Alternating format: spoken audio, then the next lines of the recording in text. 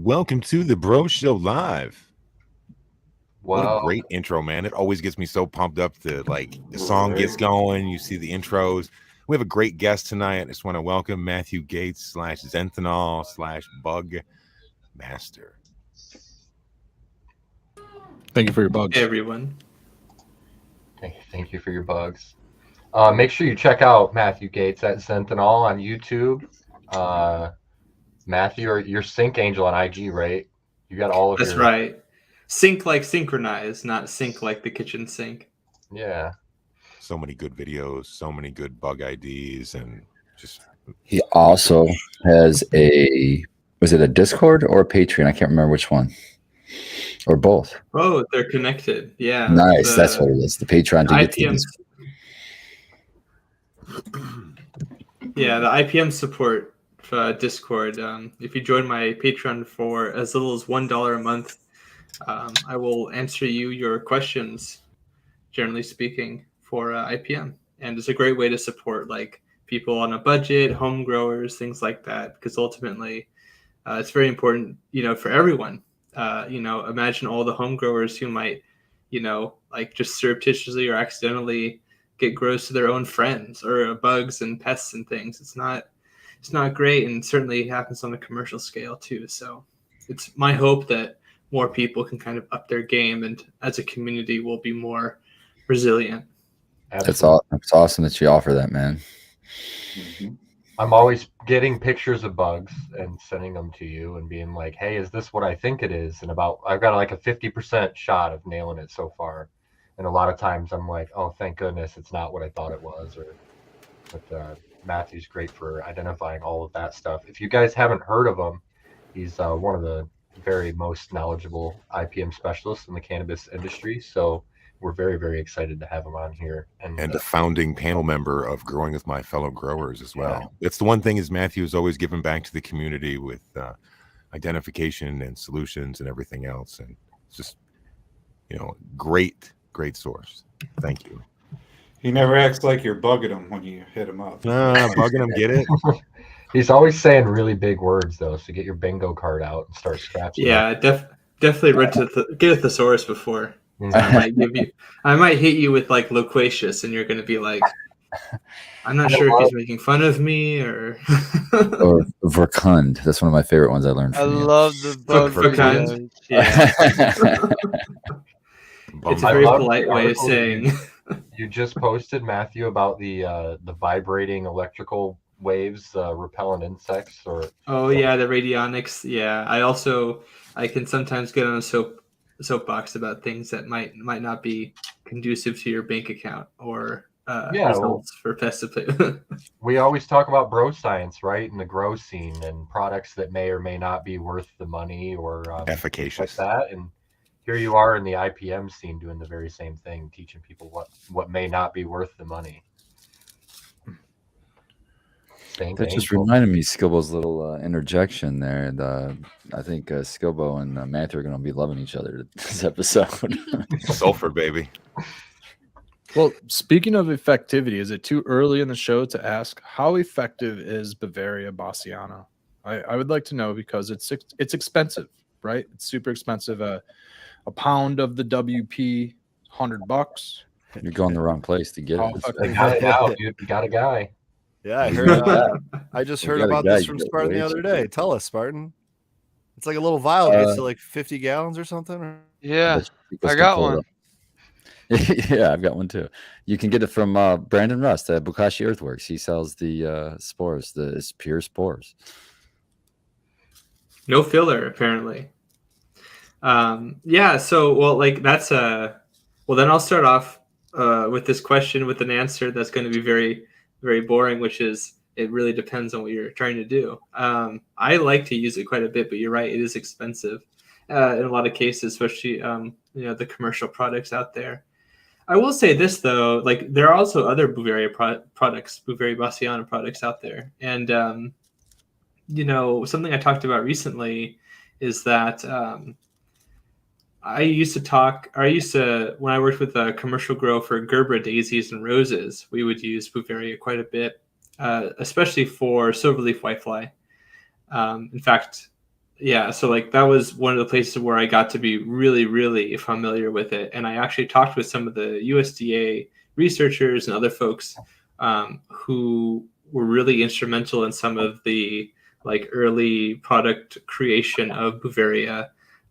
It's a natural fungus that exists in nature, but sort of some of the industrial production and fermentation, all the stuff that goes into that. And without getting super technical, I guess what I'm trying to say long-windedly is that not all products are created the same. And certainly what they noticed, less so with Beauveria, more so with actually other microbial like insect pathogens and things, is that you can't just grow it on agar like you would like some other fungi.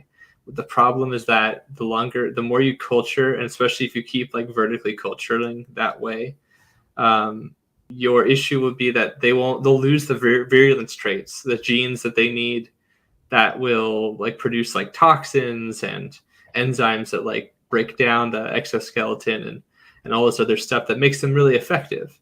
Because it's an infection. And some insects, believe it or not, they have adaptations that allow them to sort of delay that or reduce it really severely. So what they found is that you have to kind of culture on insect cadavers and things, and even more so, like you can probably steer a particular route by like culturing it on certain challenging hosts. If that makes sense. That's a good idea for sure. Something I noticed that I wanted to bring up regarding Beauveria bassiana specifically, I'm sure like all IPM products, you got to use it in a specific way for it to be effective. So for this one, it's a fungal product, so you want to increase your humidity a little bit so that it will grow. And if you don't do that, it won't be an effective product for you. Similar to like beneficial predators and stuff, you got to make sure that everything is in range so that they will stay alive and activate and work effectively. Absolutely. That's a really good point. And people can apply that in the foliage or into the substrate, like soil, for example.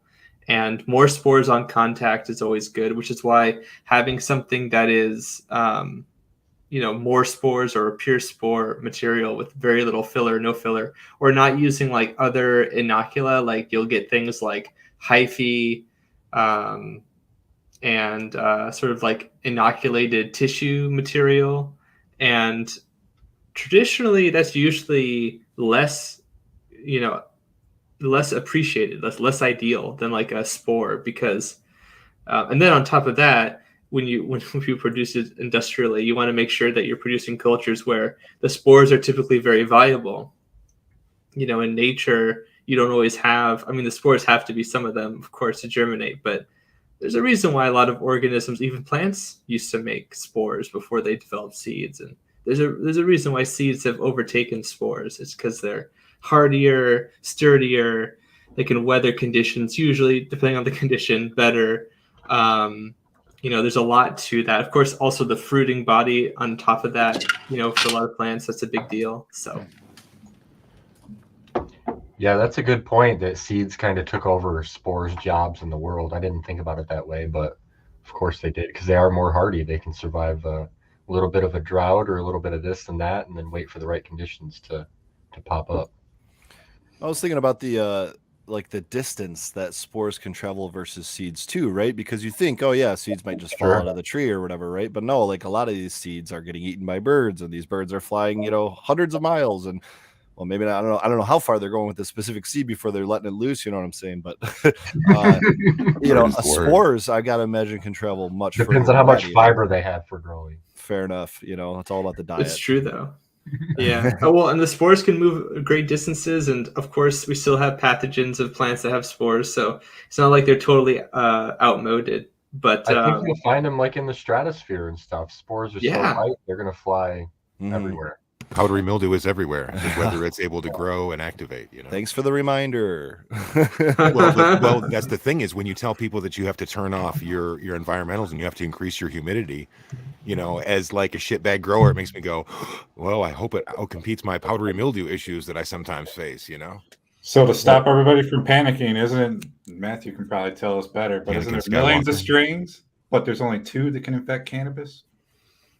Oh yeah, so there's actually a couple more. There probably are actually more. This is just documented, but there's the hop powdery mildew that can infect cannabis that was recently documented as being the case, and also there's Golovinomyces sicroserum, which is the lettuce powdery mildew, but it also infects a ton of other kinds of plants. The hop powdery mildew, I think, also colonizes like totally not related to hops plants. Like I think raspberry was one of them, if I remember correctly in the paper. I could get that for people if they want, but basically, those two are the big ones. And despite their name, they do infect more things than what their name tells you. So you have to you want to learn what some of those are, and you want to consider that because if they're on your property, they could be a haven. They could be a potential point of just like staying there. And if you control everything in your cultivation space, but like 10 feet outside of your door, there's this like sunflower or something that's got powdery mildew. Now, on the other hand, though, that doesn't mean that every single powdery mildew you see is going to be a problem for your plant either. So, what about squash? A lot of us grow Right, squash, or and that's one of cucumbers. those big leafy, like all those things love powdery mildew. And I'll be honest, they're not far from my outdoor cannabis plants, but I didn't Right. experience any powdery mildew last year, but some of my squash did. Are they don't cross or what? off the top of my head, I don't remember exactly, but I think that there are some squash that the lettuce powdery mildew can colonize. I don't think the hop powdery mildew does. Okay, interesting. I gotta ask. You I said said that too for Growly. My squash touches my cannabis, and I never have issues with powdery mildew. It's as if it's Well, you could have multiple species sure. that you see colonize. It's very complicated. Back to the Bavaria bassiana point, does that not kill PM as well? To the point that Scobo was talking about, where when you got to increase the humidity for It the outcompetes. BB to work, I believe it's also effective against PM, so it might, outcompete it and take care of that problem as well. That's actually not something I'm aware of. Oh, really? Well, that's good news then. Good news to share with everyone in any case. So it's well, what it can do is it can be an endophyte. It can actually enter the plant tissues if you apply it in the roots. Some research reports even will inject it with a syringe, and it'll systemically sort of colonize the tissues from stem to leaf, and that and even the roots, and it can reside for a long while, but at least in a lot of experiments, which you want to look at how they did that to really generalize for your own grow, but they can last for multiple months, but when they do samples, they cut the tissue and then they try to sort of facilitate the growth outside of the tissue. They find that the longer they wait, the less of that response you get, and I guess that's because there's less of the fungus there. So there's some sort of degradation, and I don't really know the details. But yeah, so that's another interesting thing. When they do that, they can make the plant produce compounds that might be beneficial in some cases. They might prime the immune system towards certain avenues and unfortunately necessarily away from others, because that's how it works. But I'm a big fan of colonizing plants with Bavaria bassiana. And cannabis, I'd like to see the research that actually shows it. Off the top of my head, I don't think I've ever seen anything that actually showed for cannabis in particular, but it would not surprise me if that was the case. You know what I mean? It's pretty in our cannabis plants, and we'll figure it out, man. Yeah.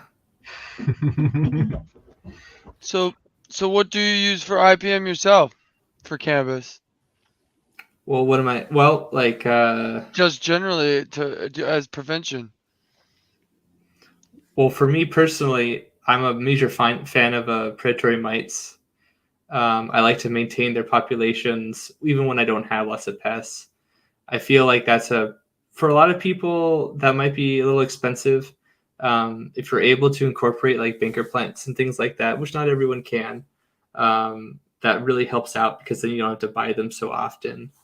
Some people love the idea of banker plants, man. I tried to grow the explosive ember peppers. Dude, I grew them for like 3 months and they got to like 1 inch tall. Yes. I was like, holy fuck, I don't know if this is worth it, guys. And I had to call it off, but It's like the Mac 1 of the fucking pepper world, man. I really gave it a shot. The explosive. No, I still No, haven't mine seen- went way quicker than that in Florida. Oh yeah, there you go. Well, no, it's funny you mentioned that because Russell Pace, cha.education on Instagram, or the Cannabis Horticultural Association, he did a lot. He did the real brunt of the work, cultivating those peppers for our project to see how they would do with cucumbers and cannabis, and he had the exact same experience that you described, where they took like forever to kind of like start germinating, and like we could never really confirm the exact reason, but I think that it's actually just like a phenotypic thing, and like that it just grows really slow at the beginning, and then it kind of started to grow a little bit more rapidly and nicely. And so I just figured it was that thing that most of the cannabis growers I know can't grow other plants very well. So I just figured it was that. Hey, man, I hope you're not talking about me. No, I'm not. You Salts, have a man. garden full of plants. I'm not talking about you. So Matthew, I gotta ask, how well, first of all, you said you don't want to get too technical earlier about a specific issue. I love you, getting technical. Yeah, I encourage I you to know- get as technical as you want. It might go over some of our heads, myself particularly included. I did not do so well in biology because I struggled with the whole Latin side of things. I'm like, this is all just made up words. I'm going to stick to physics and chemistry, But what got you down this rabbit hole? I'm just picturing you as like a young child with a room full of like ant farms or something. Like, well, how did this all start, and where did your experience That's a and all great this come question. from? Because this is like a very like specific thing to be this well educated in, and I'm I very bet he got impressed. bit by a spider and turned into Spider-Man. There it is. A radioactive one. So basically, as a young child, I've always been kind of a naturalist. I've always really kind of been interested in. I was born and raised in Southern California, so the Chaparral and like scrub like area, sort of near the coast. So that's kind of a unique biome to live in. Obviously, a lot of people like Southern California for the weather, the climate, or at least the lack of variation therein. And it kind of got, for most of my life, it's been dry and kind of hot, right? So sunny. And so I didn't get to experience some of the biology that I think a lot of people really enjoy, like in the Northern Hemisphere forests and like the Pacific Northwest and that kind of stuff. But I always really found it very fascinating, and perhaps because of that, I was like, when I found the even more lush like forests and things, when I would go hiking, I was part of the Boy Scouts. I became an Eagle Scout. For a time period, I wanted to join the U.S. Army, so I would do a lot of ruck marches and things like this. And so that sort of outdoors hiking, bushcrafting, and sort of like appreciation of the environment, like, was something I was heavily into from a young age. So my enjoyment of insects kind of stems from that quite a bit. I find them kind of fascinating. I guess it's the closest thing you can get to like an alien life form, sort of, because they're so different from like mammals, of course, and how they look and how they interact. And, I played a lot of Pokemon when I was a kid too. I like to tell people that, that had a big influence on me, because growing up, I think it allowed me to sort of cement a lot of that naturalism and like environmental appreciation And And curiosity too. Yeah, like gotta catch them all. Like, yeah, exactly. That's what I was doing in my spare time. And then when I wasn't doing it in the real world, I was doing it in the virtual world. And of course, I like the insect. What was your ones the best. favorite Pokemon? I was asked this question recently, so I have a quick response. I like Beedrill. The character model, the sprite was really good. Was really interesting in the Gen 1, red blue version. And it was very weak as far as Pokemon goes, and it has not gotten better. I don't really play the games at all anymore, but yeah, I thought it looked really cool, and of course, I was gonna play with that one, I suppose. I like it. So where did that lead you? Do you have like now a formal education in this? Do you have like a double bachelor's in like organic chemistry and Latin, or how does that work? No, just a degree in horticultural science. However, the vast majority of the like learning that I've done has actually been just literature that I've read, like kind of after schooling and that kind of a thing. Because actually, my original major was going to be psychology. Originally, it's funny to say it now with the way that the world has changed, even in like the last like decade or so. And I spent, for those who don't know, I also spent some time in the People's Republic of China, where I helped some people grow plants as well, and also tea was one of the ones. And I was there for 2 years. And basically, but before that, I wanted to join the army. I wanted to go into military intelligence. I wanted to understand how that kind of worked, because I knew that logistics was very interesting. And I think that's where you also can see some of my influence for how I like to like structure my advice, like kind of like in a bottom line up front kind of way, kind of like straight to the point. Here are your options. Here's everything you want to know about the thing, so that the clever farmers that I interact with and cultivators, I'm perennially like impressed with people who are able to take even a little bit of like technical information that they just don't know, because it's like esoteric and you have to like digest all of this like dense literature. But like if I tell you something like, here's the temperature and humidity parameters, or here's the optimal temperature that they're in, or here's their host range, you take all of that intelligence together, and you can make an informed decision. And sometimes even a really creative treatment can come across that. Like one of the ones would be maybe if you know how insect vision kind of works, you can sort of exploit vulnerabilities in that, like using like UV traps like people use, or certain kinds of like scent traps, or speaking of Bavaria bassiana, even like what are called auto inoculation traps. So like maybe you use an attractive substance that they smell and they see looks really interesting, so they go to it, and the surface is coated in spores, and things like that. Zombies. Yeah, man. Yeah, like that's a smart way to go about it. That's why consultants are so beautiful yet so expensive, because they do all this digestion of all the information and science that has been done, and they feed it to someone like feed it to someone like us, who then, if you can ELI 5 us, we can just incorporate it into our philosophy of It's growing. an SOP, man. You just have to get it together and figure out what you're going to do and what's worked for you in the past, and you can only really deal with the bugs that you have right now. I mean, maybe not. Maybe you should just do like a complete and utter shotgun approach to like the potentials of anything. I'm not sure. That's the idea. You should at a certain point, if you're very serious about it, and a lot of times when people call me in a professional capacity, it's for damage control. The problem has already occurred, and in some cases it has occurred to them very severely, and they're trying to mitigate what's already kind of a problem. But also, a way smaller fraction of people will try to be preventative, and they're like, I know this is going to be a problem. How do I solve this in a serious way? And it's biosecurity. It's like, okay, well, here are all the pests we know you got to worry about, and here are the ones that we know are a particular problem in your area, because we know your geographic location. We know that you're next to other people growing near agricultural land, and we know what those pests are going to be like. So if you have all that background info like I do, then you can kind of collate it together, and that's your sort of battle plan. That's your SOP, and it's going to be contextual.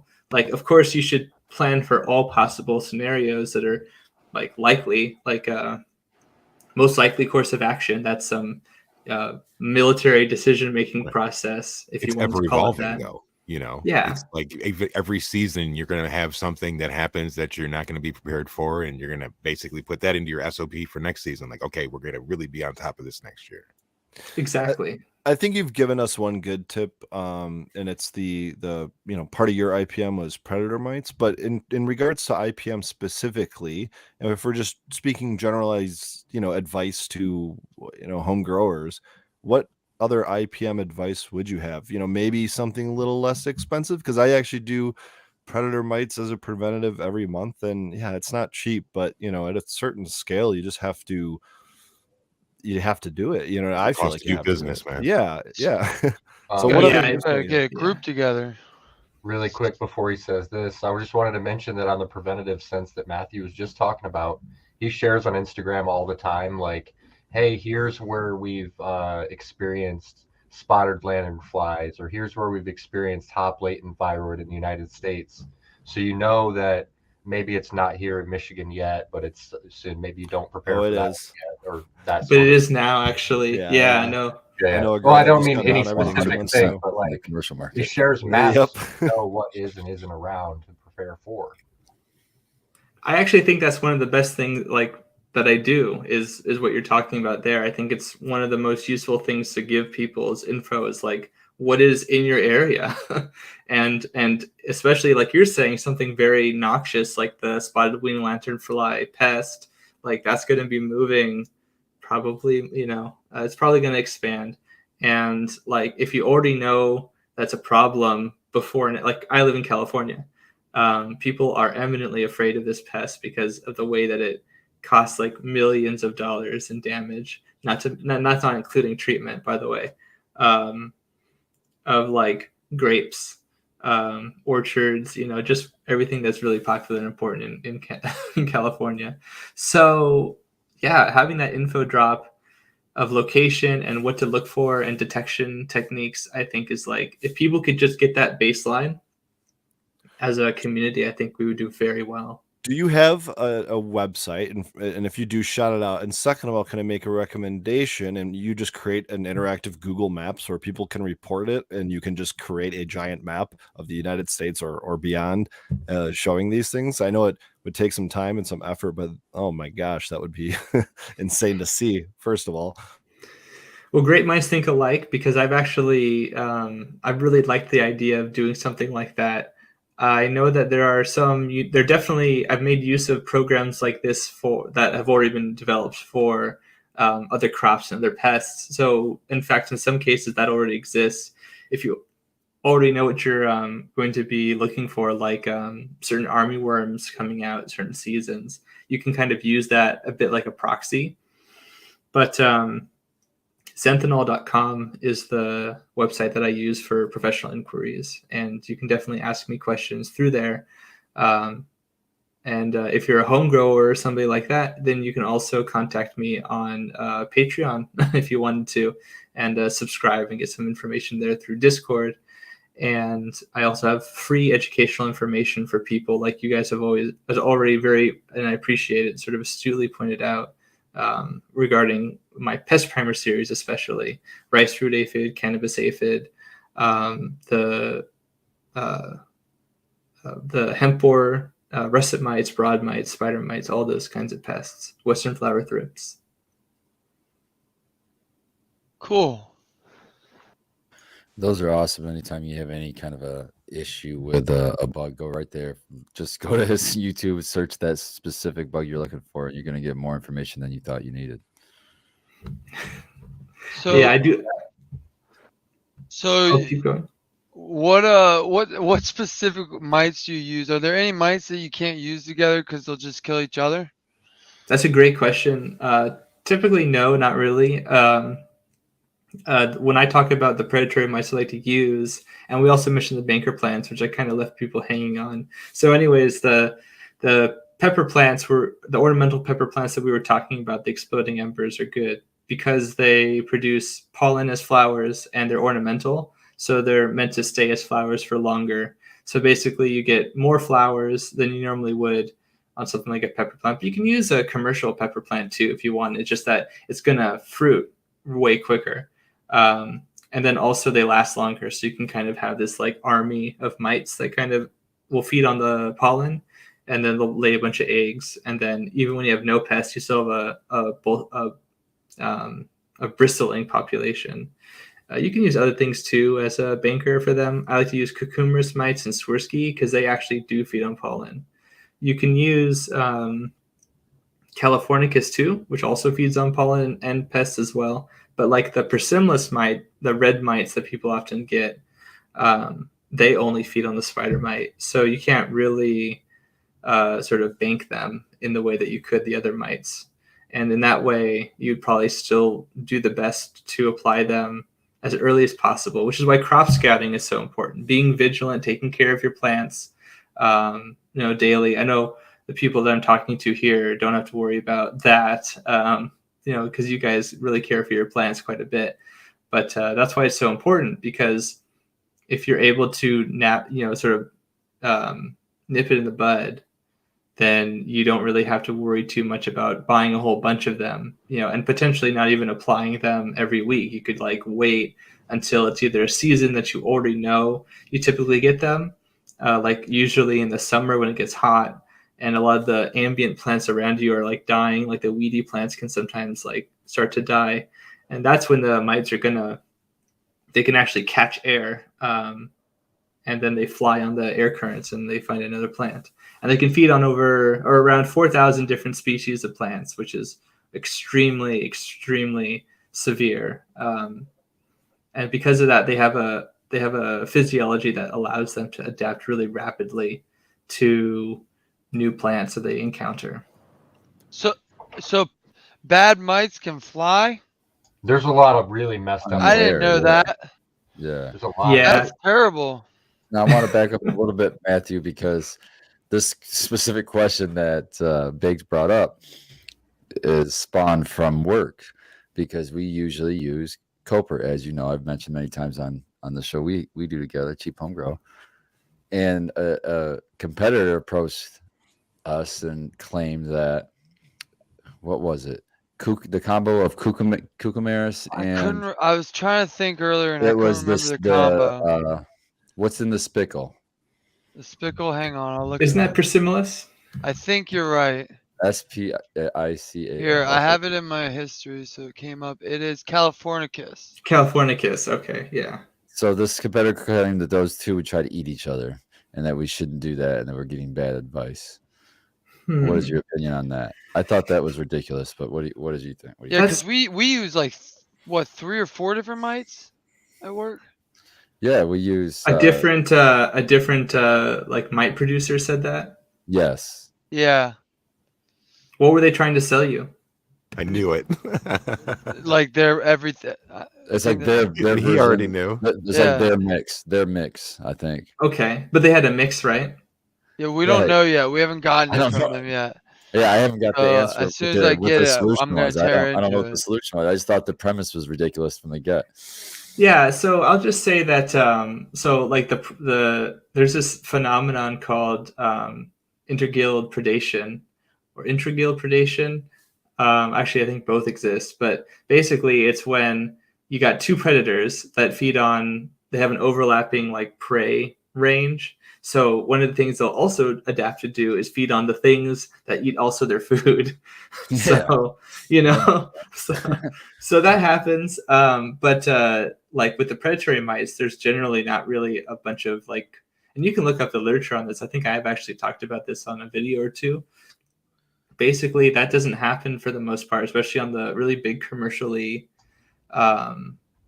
recognized ones: Persimmilus, Cucumaris, Swirsky, Californicus, Phalacis.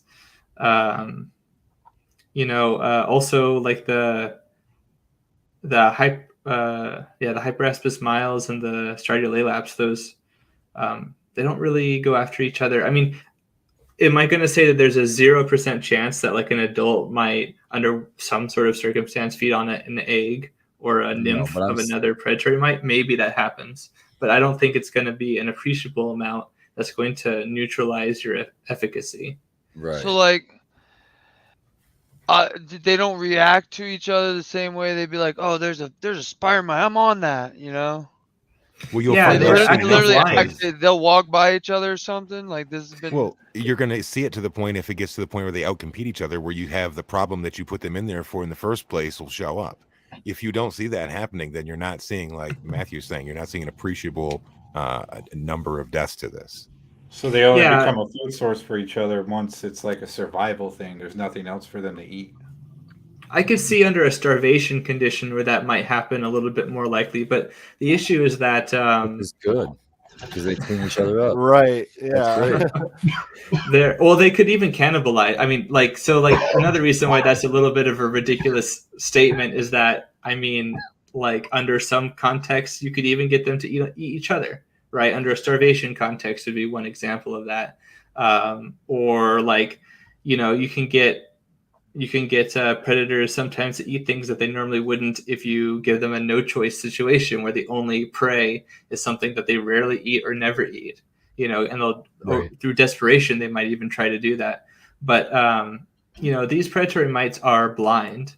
They navigate their world through chemoreception in their legs, and also tactile response. So like as they're moving along, you know, they'll smell a scent that they associate with like herbivore produced plant volatiles, you know, oh, there might be some prey there, or they actually a scent that's directly associated with the prey itself.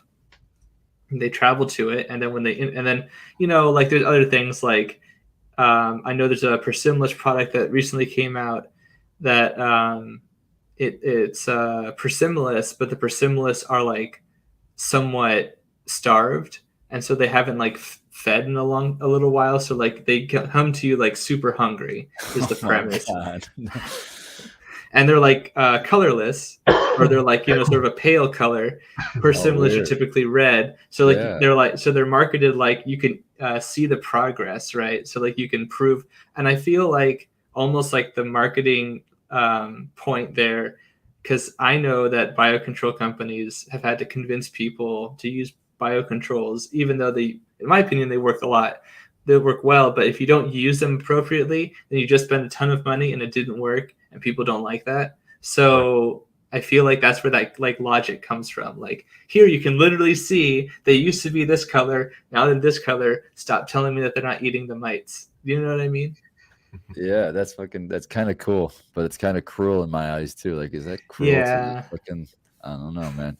I didn't know there was I would want them to be. I want them to be robust. In my opinion, I feel like it's better for them to be well fed. Like, oh, they're not going to eat like 100; they'll eat like 20 or 30, and then they'll get hungry again. Like, I don't know. I just feel like, and also Persimmilus typically good for eggs too. So that's one reason I like to use them specifically, because they hurt this really vulnerable life stage, and it like, you know, if the population's like tracking to go like this, and they, you know, introduce them like here, then the population is going to go down quite a bit because the eggs are not coming to become nymphs and becoming to adults. So, and they're super effective and they're super popular, and a lot of people are producing them, so they're cheap. I mean, when you look at other bugs, when you have to get them live. Yeah, that's my bias for sure. I'm curious about I'm a very large, you know, outdoor gardener, and I grow other things than just cannabis. You know, big permaculture. You know, I like all vegetables and plants. You know, ornamentals, of course, everything like that. Is there any harm in introducing any of these beneficials? Right? Okay, now I'm introducing benefits. Are they going to take out pollinators? Are they going to take out anything else that might, you know, be part of the ecosystem that in that balance? You know, I know that in permaculture, everything should be in balance already, but starting out, you know, you have to start somewhere. So is that something that I could introduce to my garden and like let it go and do its thing, or is it going to start taking out things that might already be there and good? I know it's similar to the conversation, but like I'm more curious about pollinators specifically. No, it's an excellent question that I wish people asked more often.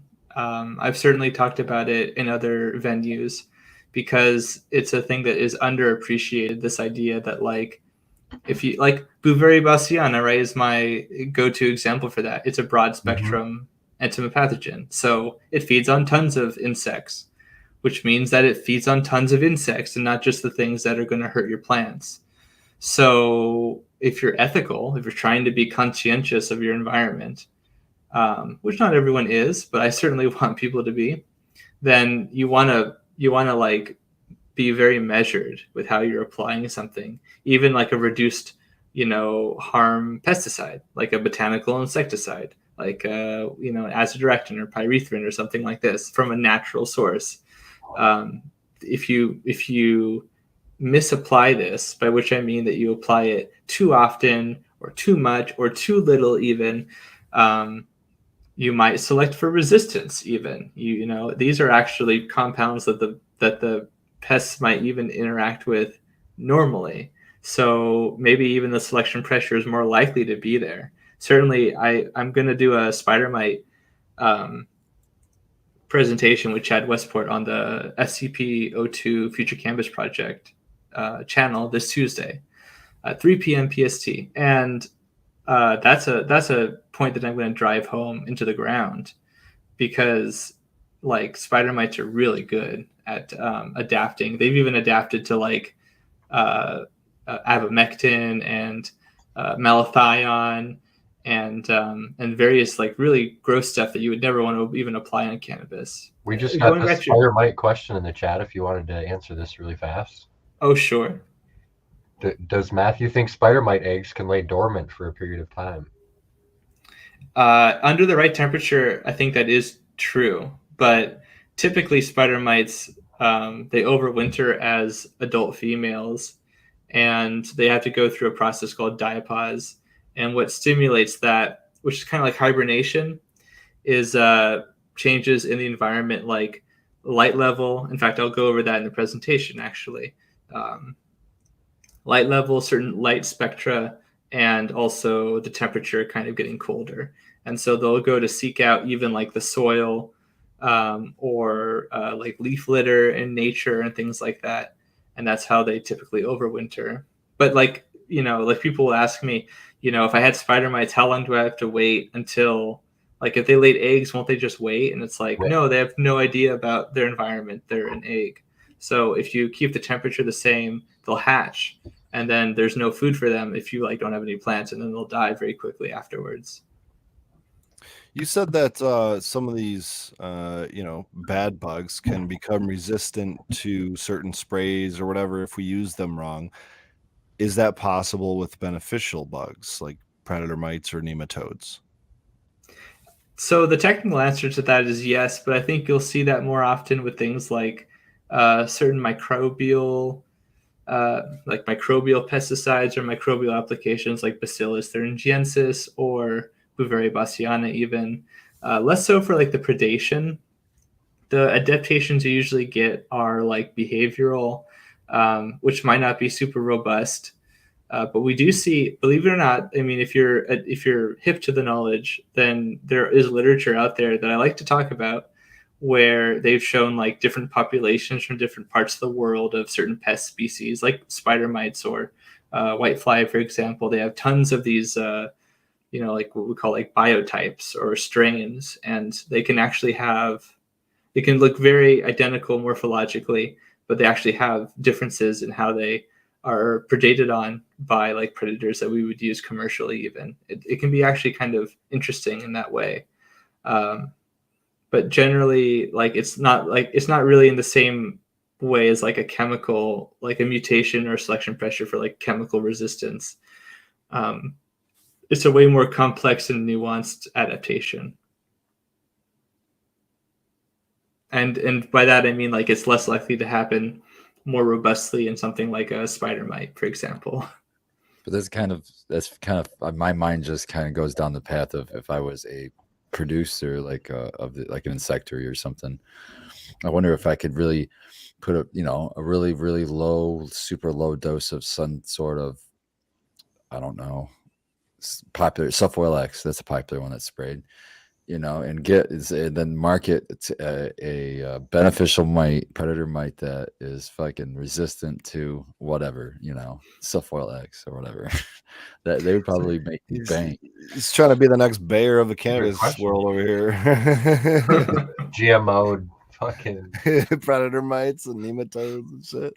Actually, there was a breeding program a little while ago for Persimilis to make it more effective, and part of that was chemical resistance. They didn't like genetically modify them as far as I understand. But it was like an exposure therapy, I think, and also pressure. and also make them move better in like really trichomous plants like tomatoes. Some cultivars are super hairy, and the persimmons don't work very well in it. So Interesting. So I have a question. Maybe this is super off the wall.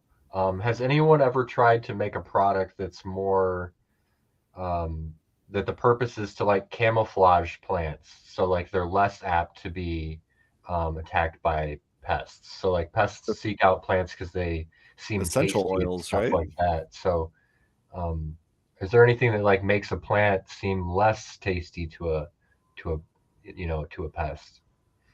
sort of, yeah. Like what you were saying earlier, like like certain essential oils, certain compounds can be like anti-fedants, they're called, or they can like repel because the compound is not something that they like. But um, pests, and also for that matter, like predator, um, like signal ecology is super plastic and sort of malleable. Those cues can sort of change, kind of like a Pavlov's dog, right? In different contexts, maybe those compounds, like maybe like they started off with like a like an initial condition, like conditioned response, but like for whatever reason, those compounds weren't good proxies for whatever they were for, and so like they might literally adapt and learn new ones, if that makes sense. Like sometimes that happens, but like it's interesting because like camouflaging can be done possibly even with like light. There's some research into doing that more robustly, which I think is really a fascinating idea. Another thing that you could do is that I've seen for like white flies, they've done research showing that, and I think aphids too, if you because a lot of the times they're up in the air, quite high up, if they're traveling long distance in the air currents, and so they're adapted to like see like green and like certain shades and hues of green they might like pick up on polarized light, things like that, and that guides them a little bit. But if you have like the ground is like not a different color than the leaves, it almost like camouflages them, like how like a fish in the ocean might be like blue on the top side and like white on the bottom. So like things that look up, they just see white. Things that look down, they just see more blue. It's like that kind of concept you're exploiting. Sort of visual. Yeah, like what can make my cannabis plant seem more like an oak tree so spider mites don't eat it? You know what I mean? Like that sort of thing. Well, I'm exactly. I'm curious to know. I've been biting my tongue over here. I'm I curious knew it, to know dude. I knew it, how how big of an effect terpenes play in this, because I have certain strains that outdoors. There's one specific one that just loves to attract the aphids, but I got two other strains on each other side of it that have very similar terpene profile, and there's not an aphid to be seen on it. So. Is it the terpenes? Is it just something else? Why do they like this one strain so much more than others? Well, like those metabolites, some of them are way more useful and helpful than others. Do you mind if I share my screen? Yeah, go ahead. We've had some scholarly shares here on the show lately. It's been Makes really, us look really good. great. Yeah. Potent Ponics was on here with a whole slideshow presentation of stuff. Cheers to very Steve nice. again. Yeah, Steve shared some excellent material.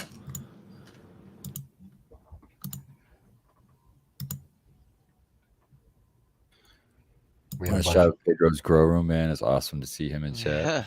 yeah, Cheers. bunch of Love to excellent see- folks in chat. Love to see the Excellent OGs, rosin man. producer. I was in chat watching him, man. I remember Well, that shit. him in for Growly on GrowTube Roundtable. Oh yeah, Grow 2 Roundtable. So this is the Whoa. this is a little preview for that presentation I was talking about on the FCPO2 channel. I bring it up because basically, like, I'll just say very briefly and simply on the right. I think that's the right on your screen. The graphs. This is a heat map of like different genes that are related to compounds that are meant to detoxify the very terpenes and compounds you're talking about.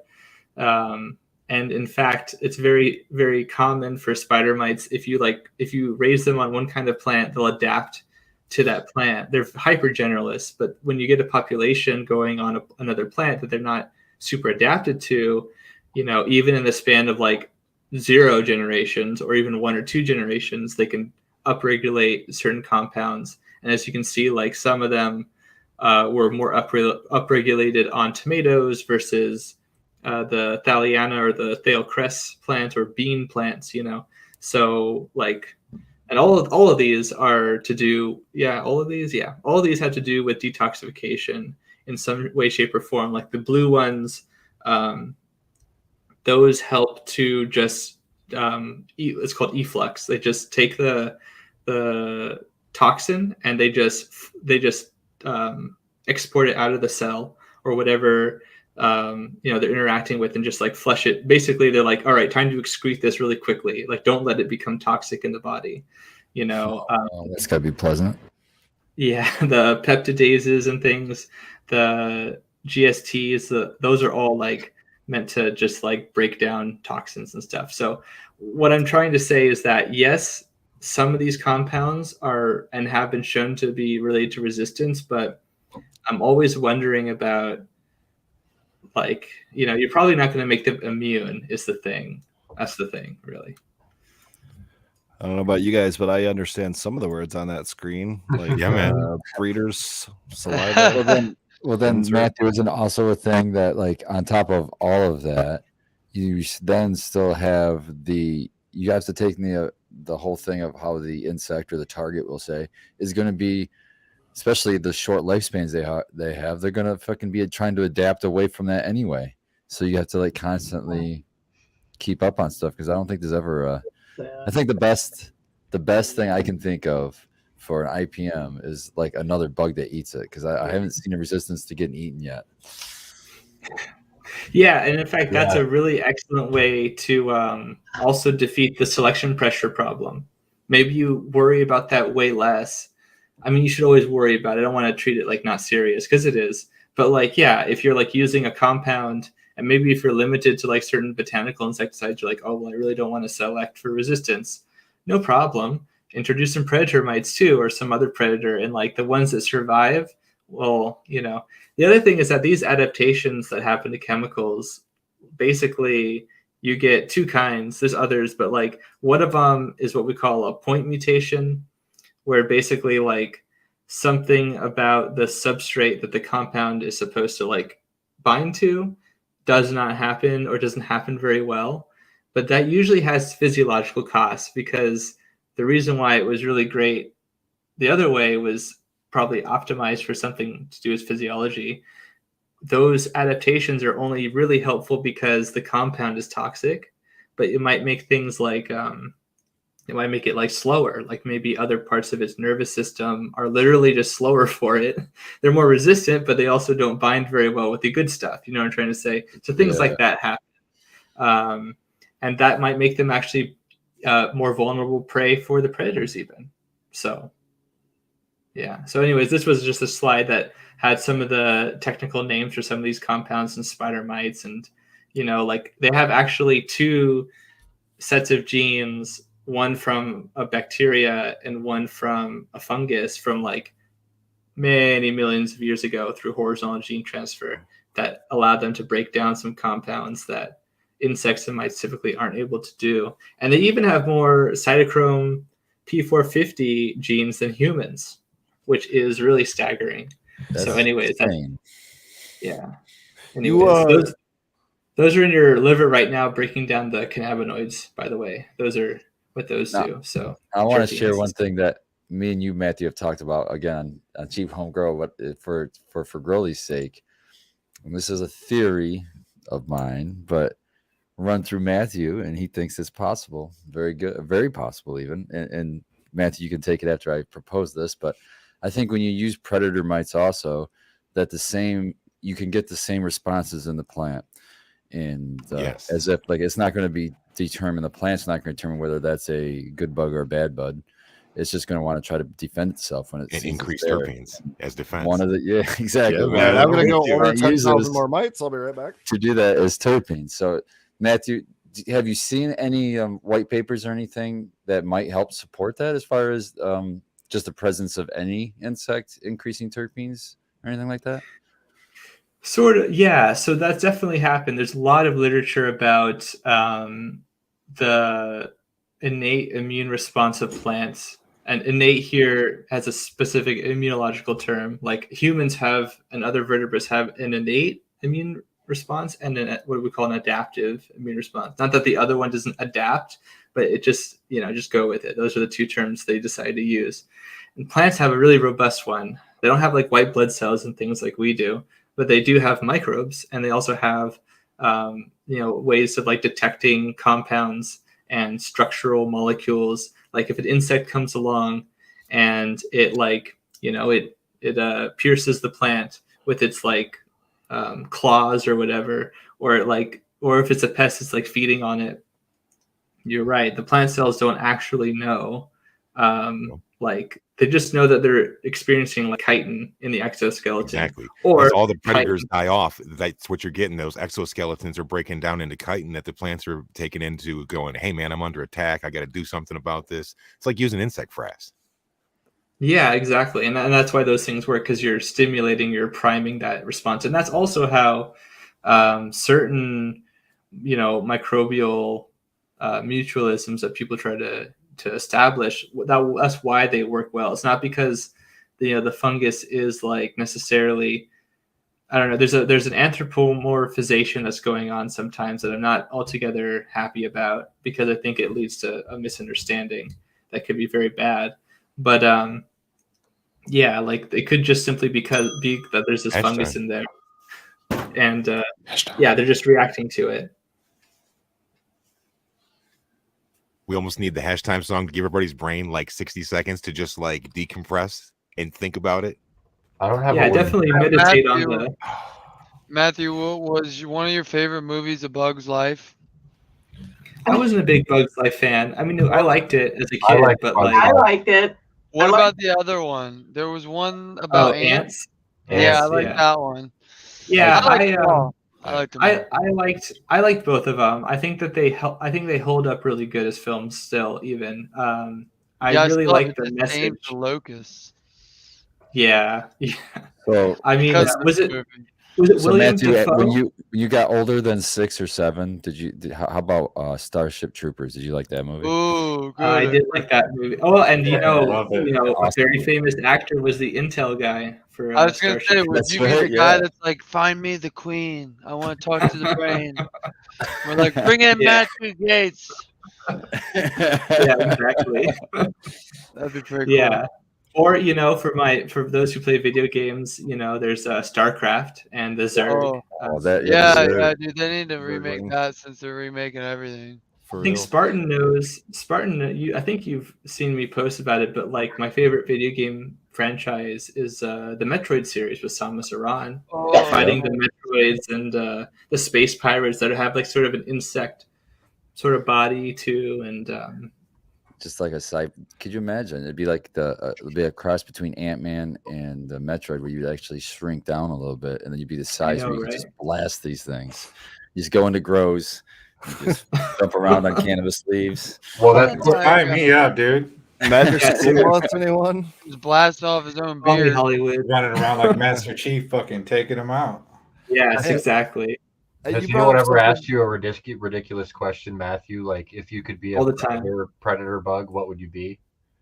I have been asked a question like, "What's your favorite bug?" or "Which one would you want to be?" or what is the one that you would be, whatever that means. But I definitely I like wasps a lot. I think they're pretty cool. Did you know? I think I find this very fascinating. Praying mantids and cockroaches actually descend from a pretty recent common ancestor. Believe it Looking or for not. Growley. Oh, wait, Spartan, what is it? Don't Growley lobsters, released a bunch of those in don't his house, lobsters I or think. something? Crabs, everything turns into a Oh crab. yeah, carcinization. Yeah, Yeah. everything gets to be They crab don't. shaped eventually. Yeah, like 7 different species. Yeah, apparently having this like arthropod body is really adaptive. So wait, Matthew, back to the wasp because I don't want to say I hate them, but man, they're mean. So what? Give me some fun facts why you like wasps. What makes them so cool? Well, I think that their evolutionary history is interesting. For those who don't know, ants, for example, are they're wasps that lost their wings.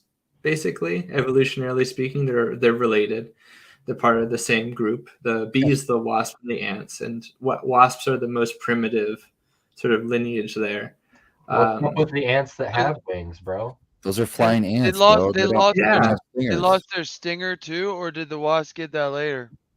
Oh, so the stinger is it's an adaptation from an ovipositor that ancestral wasps and various other insects in that lineage use to lay eggs. So only females have them. That's why you hear that like only the females have the stingers. It's because Oh, makes that's where sense. that comes Just from. like humans. Oh, Motherfucker. There's like a, isn't there like a bullet wasp that can like make a zombie out of like a cockroach or another bug? Yeah, Yeah, you there are told me some that. cockroach wasps. Mm. Yeah, and it's pretty amazing. Like and parasitization, like you can even get parasitoid wasps that like will deposit eggs like alien style into the aphid or whatever, or like the egg of a caterpillar. And there's like I've seen, There's like- I've seen that, dude. That freaked me out the first time I saw a caterpillar with like fucking 16 to 18 eggs along its back. Yeah. I'm like, what in the Yeah. fuck am I seeing? Yeah, it is. It's like out of a horror movie for sure, and that's definitely where they got the idea for it. I think wasps, like, they are annoying, and they're annoying because they're incredibly hardy, and I sometimes call them the like attack helicopters of the sky because they're just constantly like looking for prey and foodstuffs, and a lot of times, here's a fun fact: a lot of paper wasps and other wasps, they go after caterpillars. So like if you have a lot of caterpillars in your area, a lot of wasps are docile too. Any viewers coming in from the topics can totally dismiss what I'm saying here. I'm mostly talking to people in North America and Europe, I suppose. But like a lot of like paper wasps and things that a lot of people interact with that are like colony wasps, they don't want to interact with you really. And they won't even like aggress you necessarily. Wasps But I know some like people are interact with me, Matthew. so wasps are pretty much butterfly killers. they're baby butterfly killers. Yeah. Terrible. And moths. Yeah. right? Badass is what they are. Tears. They don't die when they sting shit, so they can keep stinging shit. Yeah, that was a pretty good adaptation. I don't know where the bees were for that one, but What's Yeah, your It is pretty dumb. what's your favorite kind of wasp? Because there's a lot of different wasps. I'm from Florida, and I bet there's different ones down there than up here. And I like over there in the Cali. I like the He's the Googling king it. of I the like wasps. that. I like wasps from the genus Megalara, like Megalara. Yeah, Megalara. Here, I'll put it in the chat. So are they like giant? They're pretty big. Oh, What was that noise, babe? The pinchers. because I'm just picturing a big wasp. It's not what that I don't sounds like like. wasps. Yeah, it's more like a boomer he noise. just- to me. Big, Picturing, like, you have to wasps share from your story. Jurassic You have to Park. share your The ones that story. came after him. You have What to share your story? last story with Matthew about how you reached out to somebody he may know, and how you didn't get the response you wanted from her. Oh, it wasn't wasp, but it was Yellow Here's Jacket. Megalara. It was Yellow Jackets. I thought it was Wasp. Okay. I was They're one of wasps. those. They were in my bushes when I was trying to sell my house, and I was trimming the bushes. And I Damn, those asked, are "What big should I wasps. do?" And she was just like, "Leave them." And I was like, "I can't. I'm trying to trim my bushes." Very little And, is known about the sting of the Megalara. I Yeah, I wouldn't can- want that. Do you have one of those as a pet? No, when I was a teenager, I wanted a coconut crab as like I've an seen exotic those. pet. That would be Kinda an exotic pet, especially if you put it on a leash. What's a coconut Right. crab? Oh, it's like this I've seen people pick them up and stuff. They're like Uh, massive. Like they can like be like huge, and they can definitely take off a digit if like What? you're not if you're not smart about how you do it. Fergoli's got it for me. Yeah, they're not around here, so you don't have to No, worry. they're not. Wow. That's why I live in Michigan, right there. Oh, you want to? Did you Look at that share one with? eating a pelican. Holy moly. Birds? Yeah. Okay, so you want to hear something macabre? They say that the reason why we couldn't find Amelia Earhart's body is because supposedly she might have like crashed around where these are very common, and they might have Made short work. Yeah. you know, Take care of that. made that difficult to. Well, did they find her Yeah. plane? Wow. No, they haven't found. You know, her. I don't remember the whole story, was gonna but say, I guess did these that's crabs eat her plane? Did they eat the Oh. plane? no. Metal Hey, eating Dude, crabs. there's some. Crabs are tough, man. They might I, have. I got down a crazy wormhole about Amelia Earhart one time because she was trying to set all of these air records at the same time Howard Hughes was trying to set tons of records as well. She came up missing. That shit trips me out, and Howard Hughes is a very powerful person. That Right shit to straight- conspiracy.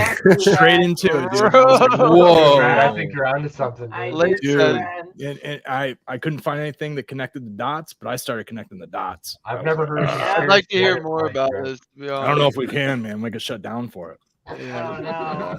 Oh, I just wanted to share. This is what the wasp looks like for those who are curious. Yeah. Yeah, Yeah. it's pretty thorny. Where are they from? They are from we have it right Megalo here. Mountains. Megaton Mountains. From Indonesia, in Sulawesi. Oh, we're Sulawesi. safe. We're safe from these people. Look how large the male is. Isn't that weird? They used to Isn't- say that isn't about it the murder normally hornets. The They used to say females that are they bigger were in down. insects. We do have murder. Yeah, a lot of times that is the case. Usually Huh. because you want to. There's a lot of really important physiology for females to keep the species going. So if you make them, if they evolve to be more robust, that's usually a good move. So does that male even have a stinger? Was You know, that I don't a think stinger? so. Oh, so But they have these like massive, like gnarly, very Teeth. gnarled mandibles. Yeah. bug They teeth. bite you That's what I instead. call those. Yeah, I don't like mandibles. I haven't gotten stung by too many wasps or anything, but kayaking and camping, I've been met face to face, I guess, or foot to stinger with bald face hornets, and those suckers hurt, man. Those ones, Yeah. that would be one of the exceptions that I was trying to talk about before. Those will, yeah, Just those my will luck. not care about Those things like. piss me off. Do they eat wood? That's all I ever see. Yeah, them do. they're always in steps, wood. man. Mhm. Yeah, I think they do like bore into wood and like I don't think they eat it, but I think they use it as like nesting material. Yeah, Isn't one there- time they were in a tree and one time they were in a step, and it. They're cool as fuck looking though. They're all. Isn't there a black. ground hornet that you can step on their nest? Actually, a lot of believe it or not, a lot of bees and hornets, just like ants, the majority of them do nest in the ground. Oh, that's like a mine. I've done I know, that before, baked. I've run over it with No. a lawnmower. It's the worst. Oh, It's that always was the not lawnmower. Dude, my Yeah. old place used to be a landmine. They were all over. Terrible. I had only 1 year. I had them in my backyard in a hole in the ground, and I just fucking held the lawnmower over it for about 2 minutes, That's 3 the only minutes. solution to that. It was Not- good. You can get flame weeders at Harbor Freight. Hey, I was gonna say, or just pour a bunch of like gasoline and see how much of your backyard you can blow up. I don't know. Yeah. Crazy. Yeah, I've that's definitely crazy. seen Hey, with, like How do you dig your pots for your outdoor plants, huh? Did you see the guy that blew up his backyard? yes, I have. I was exactly thinking that. I'm probably thinking the same video as you are, where they just lit the match with a lighter and it was like a fuel air bomb. And just like everything. Yeah. Oh I wow. should precursor that with "Don't try this at home." Yeah, not great. So what's the worst predator mite that you would say the bite would be the worst from? Is it assassin bug? Something that you were to use like in your home garden, and if you were to get Oh, bitten by okay. it, what's the worst bite? Hmm. I've heard the assassin It might bug. have to be it might have to be like an assassin bug or like there are some that will bite if they're like mishandled. Are they notorious for doing that? The assassin bugs Pirate bug will bite you. for biting? Pirate bug will too. Yeah. Well, I would say yeah. they're notorious for being known for it, but I'll be honest. I have actually never been bit, but they probably know me. They probably recognize. So they I mean, know that you. could be the reason. I don't want to That's like. probably it. They recognize. Yeah. He said. Bug They're probably your whisperer over here. Patreon, dude. They're probably- Oh yeah. exactly. That But guy's VIP. Skip him. So I we're do not- probably high I on do them. not know how common it is, to be honest. But I do hear of it, and I think assassin bugs might be kind of because also some people, not necessarily the commercially available ones, but some of those are pretty big, and like I've definitely heard of people having like a bad reaction to it. Some people do because like the proteins they have will like, they're meant to like digest their prey, and they'll digest a little bit of you too. Mm-hmm. I have a question. Speaking of bee stings, so over the years, as I get stung, it seems like my reaction to it gets worse. Is that something that builds up over time also? Yes, that is a common reaction. Oh, It's okay. not that's not like my big speciality. I just want to say I'm not a medical professional. Yeah. But I definitely have heard that as being very common. People will get more sensitized or desensitized. Like people are different. But some people, definitely a lot of people. I knew a gentleman who they were kind of afraid for him because he got stung by a bee. And he's actually, he wasn't an overweight or like a unhealthy person at all. He he was very fit, but he started to like he didn't get like anaphylactic shock, but he was like he's like, oh, I'm getting tired. And they're like, oh, that's not good. Don't sleep it off. Yeah. And people, it definitely can happen. That's why I wondered, because I always was curious about the assassin bug, but then I heard that they bite. And if I'm having that reaction with bees, I figure it's probably not good to introduce something like that. But yeah, the venom is different, so you probably won't have the same kind of reaction. okay. That being said, though, like there is some overlap in like arthropod toxins. Like for example, you want to hear something interesting? There's this product. I don't like to talk about products too much because, I don't want people to get the wrong impression of endorsing or anything like that. Right. But Vestaron is an interesting company that has made pesticides that are blue wandering spider or blue mountain funweb spider venom, and they actually took the venom. The guy who developed the company analyzed it, found the parts of the venom because it's a cocktail of different compounds and proteins. So he just took the stuff. He took the stuff that was toxic to mammals and humans, and he just took that out. And he just kept the insect and arthropod harming materials. And that's pretty cool. I think that's Spear one tea way or to one of do the it. other ones? Wow, that's crazy. Yeah. That's pretty neat. I like when I see that. Yeah. Matthew, so with IPM, cleaning's a part of IPM, right? Definitely. So there's a video I saw recently that Athena posted, and it's got some lady on it. I don't know who she is, but she's talking about cleaning, and she's basically saying ISO doesn't work. Burning your scissors doesn't work. A bunch of crap doesn't work, and For viruses. and yeah, viruses, and she was saying any like certain bugs and stuff too. But I think it concluded with just bleach works or something. But what can you say about like what do you clean with? Well, I want to say that like the hygiene aspect of IPM is really important. And that can take a lot of different forms, like depending on how you're growing. Not everyone is trying to grow in like a sterile facility type, scenario. Not that that's invalid or anything, but that's going to be a little bit different from like an outdoor grower and that kind of stuff. So even things like, I like to put it like this: there's like it's all organic matter kind of, and how big it is. So like you've got leaf litter that can like harbor, pathogens and things like that. or it can become inocula for pathogens if you let it like decompose or you don't process it. It doesn't always happen, but it can happen, right? It's a vulnerability potentially. So like for some people, it just makes most sense to like, you know, take all of that and take it off site and process it, you know, in some sort of way, like composting it or something like this. Totally valid.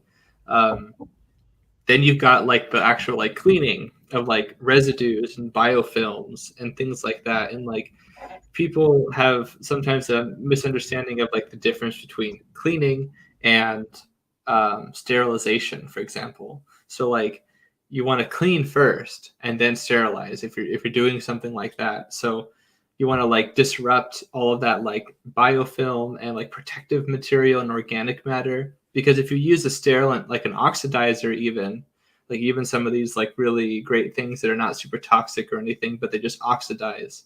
And I'm not talking about like viroids specifically here, but like bacteria and fungi and things like that. So when you do the cleaning first and then you do the sterilization, you're just wiping away all of this stuff that could basically protect the microbial pathogen. So that's why that like two-step process is really important. I used to work with a grower who had like their lines were like full of fusarial biomarkers. You know, I don't really know what it was, but every time we would test the like irrigation valves, there's this thick biofilm that had been built up since the 70s. So, you know, they dealt with it all the time, weekly, and they never really. They eventually used a hypochlorous acid machine that they hooked up from Holland, and they would just inject it into the lines. They had to be careful and not do it when they were doing the fertilizers and stuff like that. But basically, over like 2 years, like they were able to reduce it, but it was still present. So like, it just speaks to the fact that like, you can't just like, you have to be very comprehensive if you want to be super effective. But for the viroids, I have a video on my YouTube channel that's called Intro to Viroids, with a special emphasis on hop latent viroid, and I go over viroid biology and some of the academic literature about products that people like to utilize. Some of the stuff is kind of corrosive, so you don't always want to use it. Like, I mean, you would spray on your plants, for example. There isn't something you can like spray on your plants really, but yeah, there are various things. They actually found that like milk, there was like they like tried it with like raw milk or something like that. I can't remember. And I guess they were like speculating as to why it was useful. And I guess there were enzymes that would help break it down. Viroids are really, and I don't mean to bogart the conversation, but viroids are really interesting because they're incredibly stable, but they're just like a strand of RNA. But it's arranged in a way that makes it resistant to like even the enzymes in our own cells or plant cells that would like usually like find some sort of strand of genetic material and go, oh, I'm going to break you down because you're not supposed to be here or whatever. And they're resistant to that. And the way that they make more of themselves is they exploit the cell system like a virus. And when they do that, they break up into little pieces, and those pieces will latch onto other genetic material, and they'll stop plant cells from making or from producing certain things. They'll literally shut off or reduce the genetic expression of certain really important things. That's why viroids are so dang difficult, and that's why they cause these weird symptoms that they do. Like the inability to grow, like they just stop growing. Like that's so wild to see for months and months and months, you know. Or the inability to clone. I saw that too.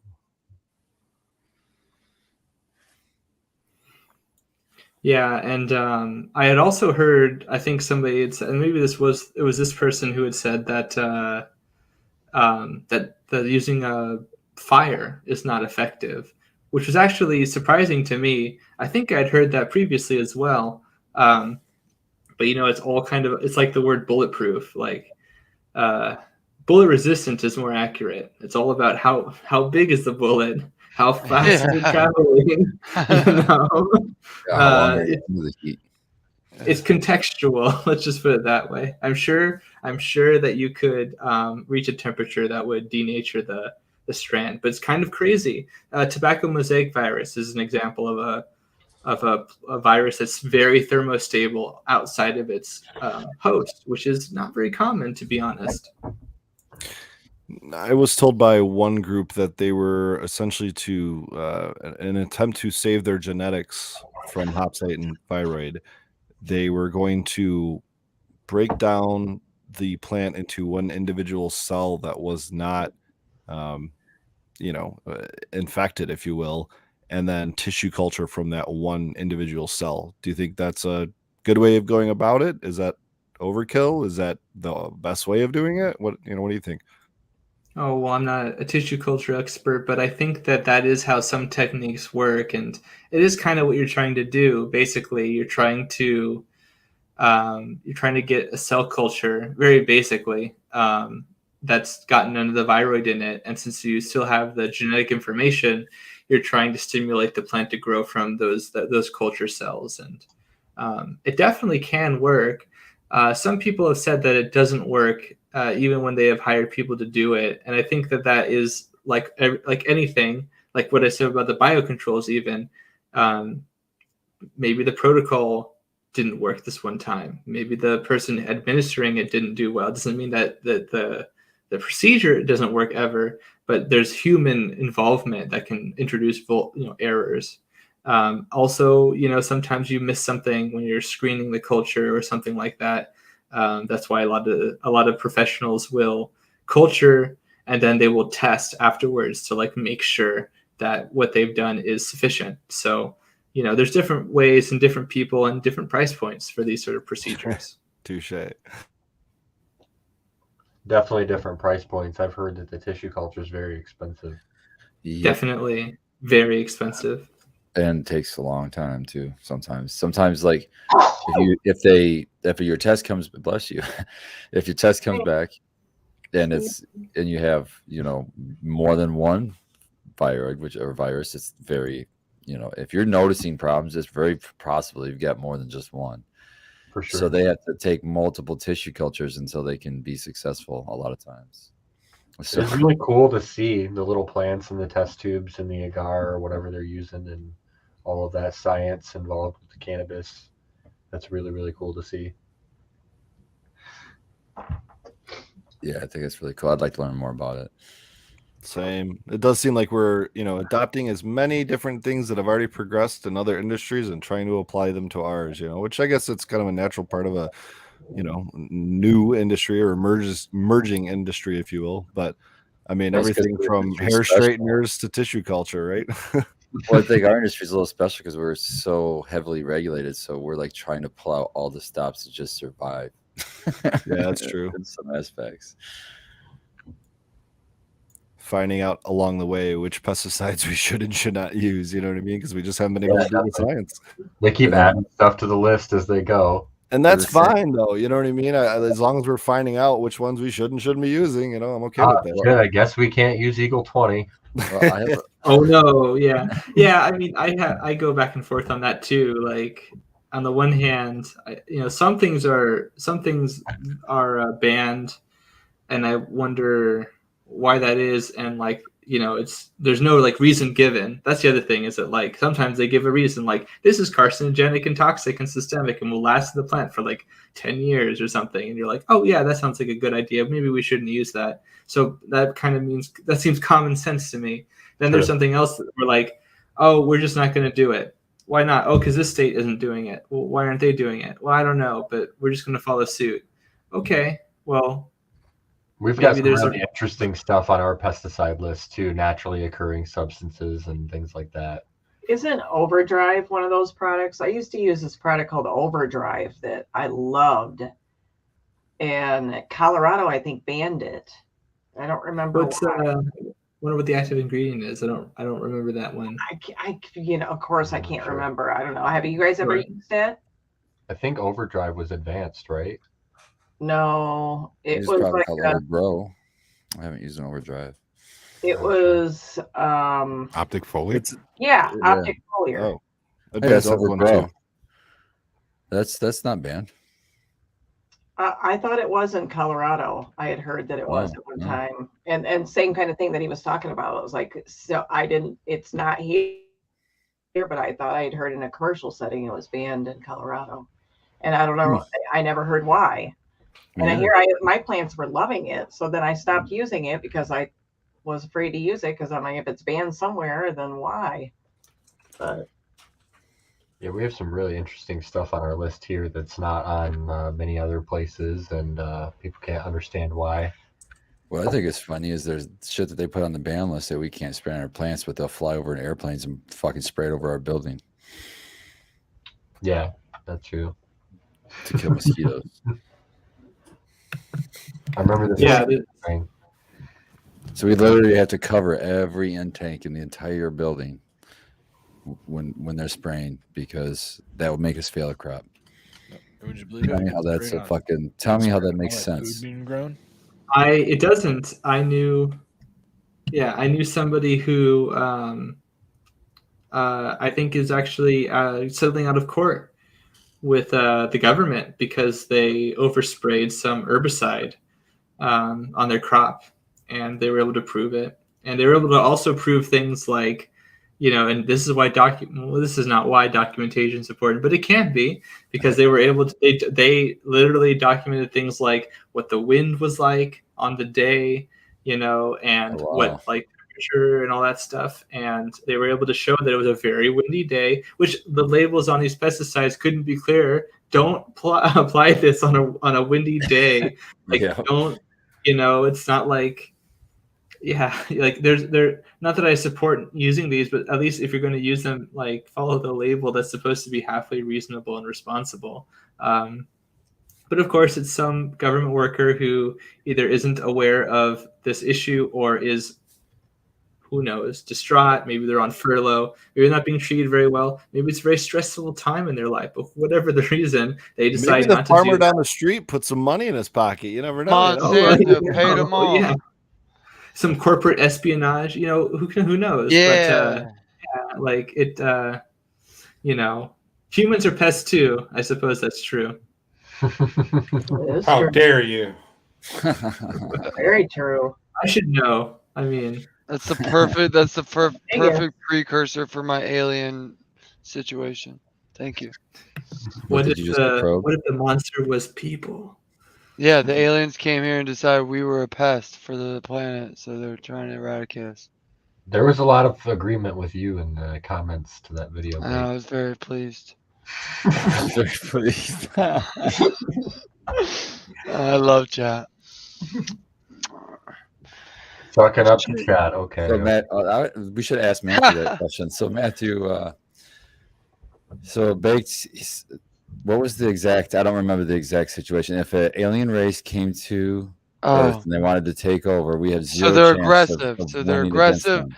They're And I said, here. there's always a They've chance. And his argument. and was they've there's traveled zero across. We know they've traveled a large interstellar distance because we can see pretty far right now into space, and they're not around that area. So they're here. They're Well, just 'cause we interstellar can't see 'em doesn't beings. mean they're not there. Or they're Do you not think, telling do you us they're think there. we have a chance at fighting them? Well, that depends, right? Like, I've seen some interesting speculative work about this kind of stuff. Everything from like, if they've mastered like spatial travel to that level, then they probably have things that are like, very Pretty concrete. nifty.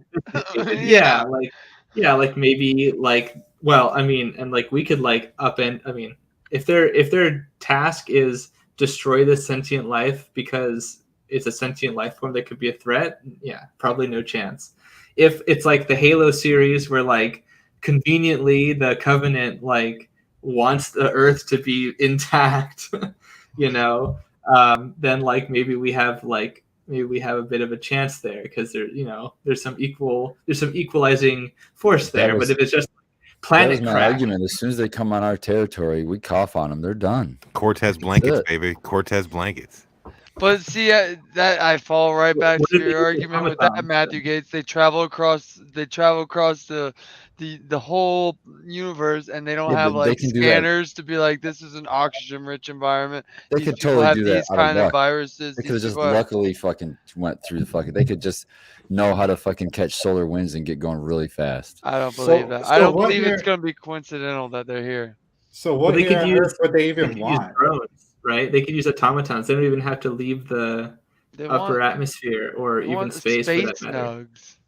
What's here that they can't go get off a meteor? I mean, these Water. civilizations. Hey, bro. Cannabis. They're here They for the want day. water, bro. Okay. Or they're here, or about us. Absolutely. They're here for us because they need some straight bodies to operate their like bottom of their spacecraft where it sucks. Well, how the hell But they that's- get? Yeah, I can, That's a good I can see theory. manual labor, but if they're that advanced, they have bots and shit and androids. To do that Hopefully, kind of yeah, stuff. they've solved their labor problems. You guys are True, thinking too. like you guys are thinking like it's advanced us. I'm thinking like it's a totally different life form. They're not gonna be in spaceships and shit. They're just gonna be fucking, something that we can't even imagine.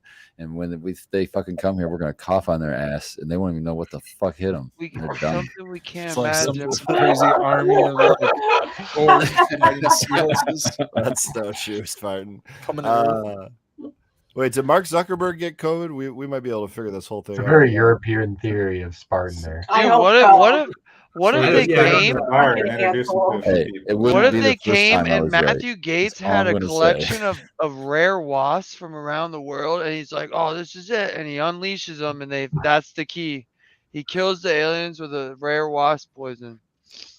That would be Yeah, pretty directed by Michael Spielberg and cool. Michael Spielberg, he's cool. Lots of Yeah, explosions. because that's what would do it. A wasp. that's what would poison. do it for sure. They'll be like, they're just like us, and yeah. They would That was- thought I of mean- every I mean, eventuality except for the wasp poison. And that's the Anyone one here that would- ever read the Ender's Game series? I know Orson Scott Card is Absolutely. kind of. Yeah, I man. thought the Yeah. first Really book was the good. best book, and they progressively got worse. But I thought the first book was excellent. I absolutely loved it. Yeah, I liked it a lot too. I liked I don't even know if they're in consecutive order anymore, but yeah, I mean that was kind of the premise for that, right? Is that the buggers, right? They could communicate telepathically at the speed of Oh yeah, light or something, and once they found out that humans are like all of them are like their queen, like they're individuals that can be individuated, they're like, oh man, we killed a ton of queens, that's totally unacceptable, and they just left. Meanwhile, humans are like preparing for like multiple years, like we're gonna get them now, yeah. and they didn't know. And that's a spoiler alert, but like that's the ultimate irony, right? Like it's like a big, it's like it's like sending a letter to somebody a long time ago and then finally getting it. And I don't know, I think there's something about that I think is very endearing, I guess. Yeah. I love twists like that too, or it just makes you think differently. Yeah. We would send a fax or some shit in 2022 to the aliens. What's to that try to mailbox movie? communicate. Yeah, dude, send the mail. You'll get it Mailbox. tomorrow. Oh, we Would already somebody did. get a fucking landline up there? We've already done that multiple times. Sent shit out in space with just like messages on it and fucking Yeah, records accordions and and stuff. fucking Yeah, they're coming back signals. right now. You just don't know it. Yeah, I mean I've read some kind of sort of scary premises that like maybe that's how it is in the world, that like I think the metaphor they used was like a dark forest, like the entire space is like a forest, and the chances that you come across something that is likely you is very low. And so the game theory answer is, well, like you don't want to take a chance. Otherwise, that's your entire. You don't know if like you're gonna like, to put it in video game terms, you're level 1 and you're walking around. You don't know if you're gonna interact with something level 50, level 1,200, Oh or 2. yeah. Like, you don't know. And like, Yeah, so there's like no you're. barriers. You might go to end game right away. Yeah, the best option might be to like just immediately kill with extreme prejudice the first thing you come across until it's gone. And I think it's exactly the kind of cruelty I would expect from the universe, but it's also kind of terrible to consider. And I have biased reasons for hoping that it's not the case, but I've heard a lot of theories for people saying that we should like stop broadcasting radio waves to the universe so that aliens can't find us or stuff like that. What do you That's think? about that? terrible. I mean, after, yeah, that's what I'm referring to. Like, I You know kind what I of mean? feel Like, that. we have beacons that are purposely out there just to attract alien, so might not be a good idea. What's Yeah, but that's only being conceited, assuming that we are the most advanced Yeah. that the humans have ever been. What if we're like this? What if when we had those close extinction events or whatever? What about we could have been super advanced and fucking jetted the fuck out of here, and the aliens that come back are just our ancestors. All this I like more what you're tomorrow doing. on the I like late what you're session. saying I now. like it. I like it. Now So we're you could talking. also flip it. What if the aliens came peacefully? Do you think we would just attack them anyways? Because Somebody we're I think would. humans. Somebody We're kind would. of humans. Yeah, Yeah, somebody would Atlantis was a absolutely, advanced somebody would civilization. absolutely bomb Like them. this is Yeah. not acceptable. Launch them. Launch that shit. Yeah, you- somebody did- would. You guys saw the videos of like the U.S. Navy Tic Tac? cameras of like the Tic Tac spacecraft thing. Like, Yeah. everyone was like, "Oh, it's like Russia," and it's like, "Oh yeah, definitely." I'm like, "No, dude. Like, I don't know. Like, if an alien Tic Tac Gravitational propulsion. Russia, they would totally take it down with a missile. There would be none of this like covert, like clandestine stuff. They'd they'd be like, it's the Americans, and they'd like do something about it. I feel like. Yeah. I mean, so yeah, I don't know. That was interesting. I totally don't even know if it's a psyop or what, but I don't know what's going on. We just gotta there. accept that they're here and they're watching and they're probably affecting everything that we do. Hi, What are Mark we talking about at Zuckerberg. work, Spartan? Oh, Sasquatches are aliens. Oh. Sasquatches are aliens? Yeah, remember we were defoliating. No, they're from And, other world. They're from other dimensions. dimensions. They're That's what it dimensional aliens. Sorry. Or what was? Did he say they blinked in and out, or did he say that? Yeah, they just, but they don't even really control it. No, it was like earlier. Matthew said a fish. When you're looking up, it's it looks like the white, and then when you're looking down, it's blue. Apparently, we see them because occasionally we catch the right angle and we get that dimensional angle. Good. That's a good theory. I like that. Yeah, and I was just like, what? And I just kept picking leaves. I like it. You considered it briefly and then kept going. Yeah. Good for you. And you didn't lose an entire afternoon to it. No, yeah. Not Oh, that yeah, one. We never stopped talking. That's for sure. That always is Yeah. never really about anything Yeah, super. if you guys are on to Bigfoot, and you guys have talked about a lot. Yeah. Have you noticed you can see Bigfoot a lot of places these days? When you're driving around, there's little wooden Bigfoots all over, and Up in Luzerne, man. like shit all over the place. Yeah, all over the north of Michigan. You guys got There's Bigfoots a lot in of people Cali? seen him in here in Michigan. Him and Brett are home. Sasquatch. He's I been keep around seeing here him. in Michigan. Dude, that's where the fucking first video came. Wasn't it? Wasn't that one out of California? Was it? Maybe. California's pretty populated, dude. I wouldn't be. Yeah, going they there got if I was a Hollywood and Sasquatch. stuff. You know California's what I pretty mean? big. There was dude. Don't something think of just California filmed as in Los Traverse Angeles. City about Bigfoot that's Something going to with be airing on video. the History Channel in like 2 months Oh boy, it's gonna have the guy that's History like, Channel, it's gonna be so good. out of Traverse City, you know? Bigfoot's up there eating cherries. You're gonna Jumping catch on that in chicken. between episodes of Storage Wars. yeah. George, Maybe. oh my goodness. What's Or the one- like Yep. like the umpteenth like World War II like history drama. Yeah. You know. Bears. Did they know aliens? Like, Yeah. did the U.S. military get help from alien weapons creators? More at 11. Go figure. Alien Furious, say yes. Yes.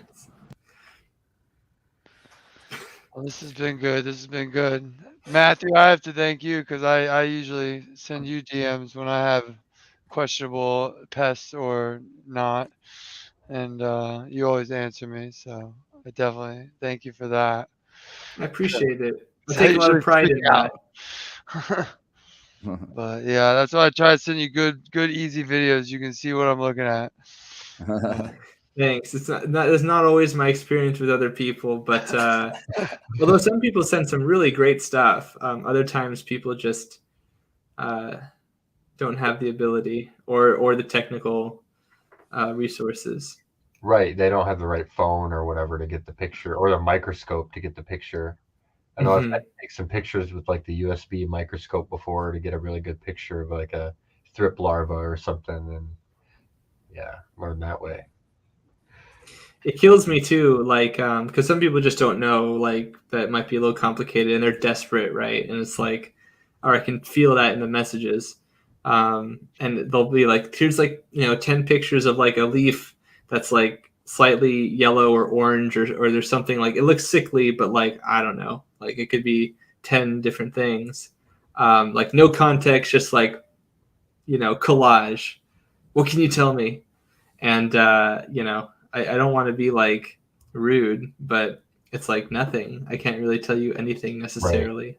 Sometimes. As a grow show, we run into the same stuff. It's like, how do I fix my plant? Here's zero context, and it's like, well, I don't know. Why my plant no grow? Are you fam? cocoa or soil? And you know what I mean? A plant no grow. Water. You'll probably get it. I've got a question for you. We talked about some of these mites or whatever, basically just traveling through airstreams and such. What about the beneficial predator mites that we're adding to our garden? If I've got a few rooms next to each other and they're not completely sealed, are they traveling to the other room if there's no food in one room, or how much do I have to really spread them out if it's just like a sea of green? Well, you definitely want to. So the ideal strategy that most people do is they apply the predator mites equally across the cultivation space. That is also presuming that you are applying the right amount for the population that you're dealing with.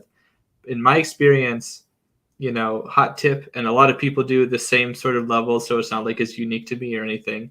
This is battle tested, but like 300 per square meter is a pretty good one for basically any of the phytoceans. So your Persimmilus for spider mites, your Swirsky and Cucumis for russets and broads, and so russet mites, broad mites, thrips, whitefly, for example, because it's a pretty good amount, and a lot of people, especially, are growing, small, like home grow space. So you might even be getting, even like 300 to 400 maybe at the upper end. Oh no, just per square meter. But like, yeah, like bugs, 300 bugs. Yeah, per square meter. Yeah. For like and this is for like an infestation that's like, moderate to severe. Yeah, but like if you wanted to, I guess what I'm trying to say is from the perspective of if you want to like ensure that you're going to have a quick overkill. Yeah, basically. Yeah, I've seen the recommendations on some of the sites I'm ordering from, and it's like 2 to 3 per square foot, and I'm like, I mean, that sounds great for my budget, but just give me 10,000. I'm just going to dump them everywhere. You know what I mean? I just assume if it's a problem, it's going to take care of it quicker. Mm-hmm. So what's the negatives of adding too many? Like for instance, sachets. Because shoot, 300. There's more than 300, I think, in a sachet. Yeah. So like, I mean, if you're getting sachets, they're also kind of what's the word? They're slow release, right? So like they're not going to have the aggressive effect that a bulk release will have. So I'm actually mostly talking in like a bulk release sort of context. Yeah. I did have a slide here from that presentation that's coming up soon. And like this is a model of a spider mite, and these are both spider mites. This is the 2-spot spider mite. And this is them like trying to catch some air, basically, which is pretty fascinating. Actually, believe it or not, their legs up, and that's enough to catch just those little hairs coming off the legs. All their hairs on there, a lot of surface. Yeah, and they do this more when they're starved. Like here it says, takeoff is likely under the control of the mites as a behavioral response to biological and meteorological conditions, so like weather. The age, density, host quality, and mating history significantly influence aerial takeoff. Here we have Persimmilus, a phytoceid mite that is a highly specialized predator of spider mites, controls aerial takeoff in response to leaf damage caused by Tetradendron urticae, which is the 2-spot spider mite. Oh. So there you go. Both of them will catch air, believe it or not. But I wouldn't rely on them doing that in your grow space because you probably don't have the wind amount. And I think they typically do this also like when they're not satiated, when they're not getting food, because they're like, I'm out, time to relocate. Yeah, nothing Right, to eat. right. I gotta get out of here. Man, So I that's don't probably, give these that's little probably why things they enough always credit. crawl to the top. It makes sense. They crawl to the top of the fucking plant to try to catch air and get the fuck off and go somewhere else. And of course, Exactly, you got yeah. fans everywhere in your grow space, so make sure you're crop scouting before you get to that point, Yeah. or you're in trouble. So for people that are in like say a natural or a no-till environment, is there like a good omnivore or something like that they can buy say one time and it'll hopefully stay around, or is that just not a thing? Those cucumerus or Swirsky mites I was talking about are the best example of that.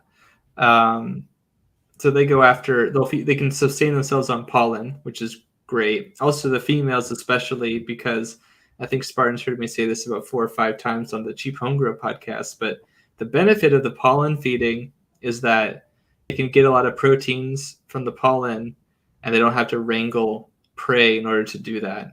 So they can create a bunch of eggs with no effort necessary, or low effort, I should say, lower effort.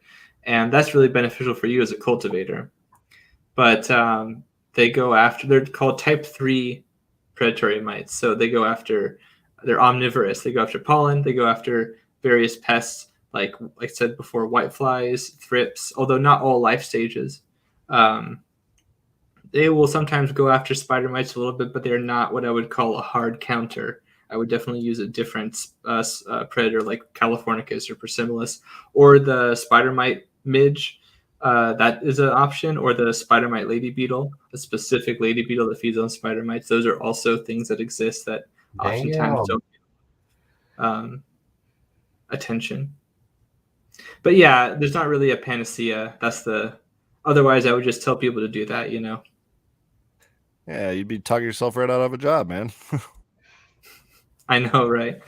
Yeah, but then so many people would not even need, like a lot of other things. Would be honestly better for everyone. But. Or we just have super, resistant bugs to whatever that is. It'd just be this circle of life, I guess. Keep evolving these things. Right. Yeah, that's the thing. Is that is the great limiter? Is that you can't be good at everything without giving something, typically. Can you imagine a cannabis eating wasp? How hard that would be to deal with? Yeah, I think I just moved to a different industry, guys. That sounds like too much. Wasp. It's like, so the new pest in the industry is these wasps. They eat all your bugs. That'd be fine. You just fucking use screens, man. Wasps are usually generally pretty big. True. So just use insect screens. Smart, yeah. I think they can fit through pretty small holes like rats and stuff. It's like Rats. I don't know. Insect Matthew screens, would know. have you seen insect screen, bro? They're small. You can Yeah, but it's like as never long look. as they can fit their nose or something through it, they can fit. I don't know. Something like that. Their eyeball. But exoskeletons make it harder to do that. Rats can do it because they've got a body that's like flexible and not hard. What about octopi? Octopuses. They can fucking squeeze through anything. All right, if they start eating my cannabis, we're gonna really have a problem. Yeah. If you're growing your cannabis under salt water, I'm just talking about big things that can fit through small holes.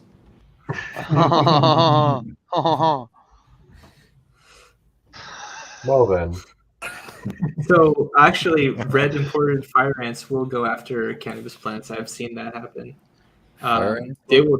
Yeah, fire ants will. Sometimes they'll just tear down the cambium right off of the stems. They'll girdle it. Do they eat that, or what are they doing with that? I think they're trying to get the moisture for the most part. I think that's the reason. That's how I understand it. They're not like really like eating the wood or anything really. It's a tough life out there. Yeah, I was gonna say I've had a field mouse eat one of my like trunks before.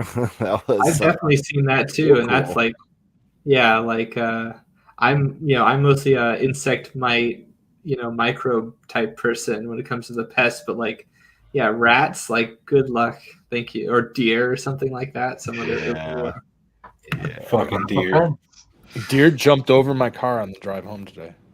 Over, huh? Oh no, not Fucking the Bronco. nuts. Oh, dude, it was. I was like, we're gonna fucking get destroyed. We had the fucking top back. I'm like, we're gonna have a deer in the fucking cab with us. Oh, Dude, there were Lord. like 4 of them. I'm like, oh my god, I'm slowing down. There's nothing they can do. Yes. They were like, we were practically stopped, and they were just all fucking Hey. ding, da ding, ding, ding, Hey. right over the fucking Quit. car, dude. Quit. I was like, oh my god, this is fucking nuts. Sorry, Quit, anyway, please. proceed. Don't Continue. scratch my Other cactus pests. paint job. Ribs.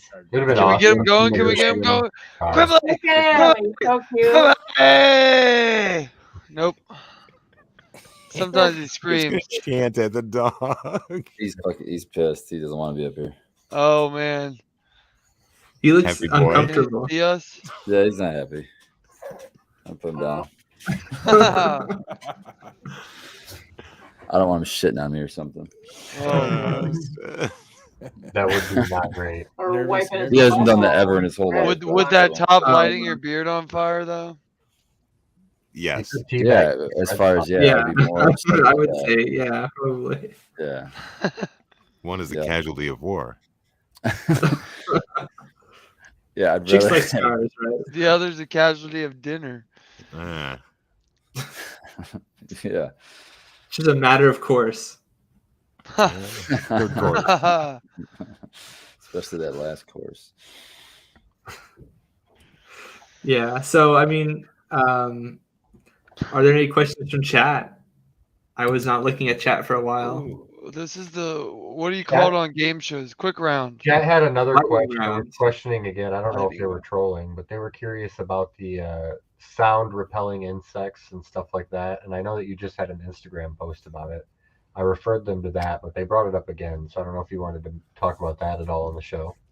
Oh, sure. So, it's like sound, like specifically like sonic, like Yeah. sounds, not like vibration. Like, Well, they said sound and Why vibration. not both? So well, they're different. I mean, there are definitely some overlapping traits there. But so the problem with sonic, the main problem with sonic repellent is that most insects don't have ears. They don't have like an organ that works like an ear. Some do, like certain grasshoppers and other insects that you know that produce sounds to attract mates. They do have a Funny way that they to. screech like that. Yeah, yeah. It's so like those things, but like they're not really sensitive to they're not sensitive to the sounds. For one thing, they're typically not very sensitive to sounds that aren't important for them to know, which is typically like those mating sounds like we're talking about, from what I understand. So not only is their range of like what they're really even going to react to is low, it's also that why would they have a reason to like what are you going to do that's going to agitate them? And I guess like my understanding is that those sonication devices don't really work like for mosquitoes and that kind of a thing. Like mosquitoes, I don't think they have. I'm pretty sure they don't pick up sounds like we do in that way.